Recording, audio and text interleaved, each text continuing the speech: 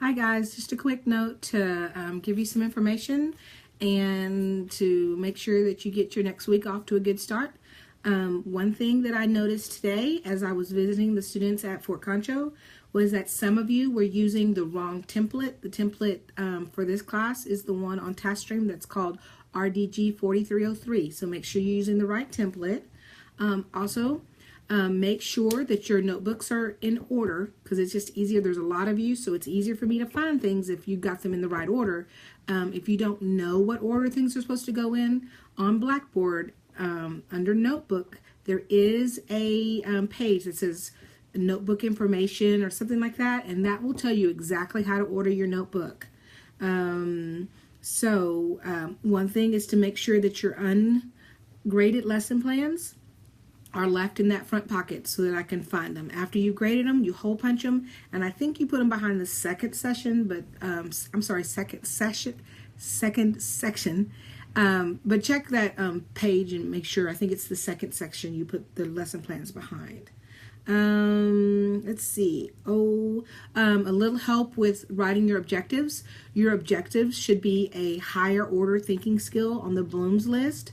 If you look under lesson planning on Blackboard, or you can come by and see me, there's a Bloom's list, and it tells you those top three should be the ones that you're using for your objectives. Now, the easiest thing to do is to refer back to your applying stage. So if you look at your lesson, and the applying stage says that after I've taught this lesson, what I want the kids to be able to do is this: either write a sentence or create a chart or something like that. Then that actually should be your objective. So if you want them to write sentences with adjectives, then your objectives should be students will write sentences with adjectives.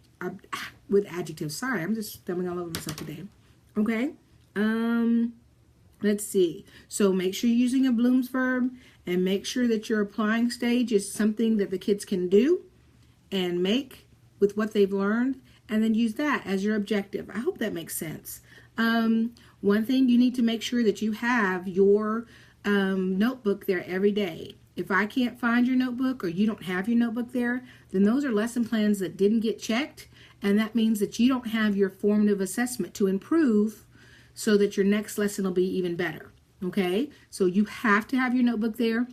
That's part of your professionalism grade. And if it's hard for me to find, it's the same thing as not being there. Okay? Within your notebook, if your stuff is hard to find, it's in the wrong place, I have to keep going. There's a lot of you, so I can't spend my time looking through and finding your stuff. So make sure you're on target with that.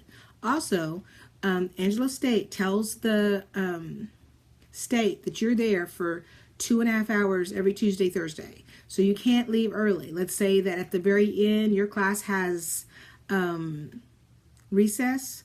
Well, you stay for recess. One, that could be a great time to work with your special reader if you have them. Or two, being a part of recess is part of teaching. You're learning a lot from that information. You're getting to know kids, and that is perfectly acceptable use of your time during reading block. Okay, so no leaving early. You've got to be there from 8 to 10:30, most of you. And then if not, it's 8:30 to 11 if there's some of you that are doing that. Okay? Can't wait to see you again. You had some great lessons. I saw some fun stuff out there. Rachel had a great lesson on ED and ED endings, which was really cool. It was perfect challenge.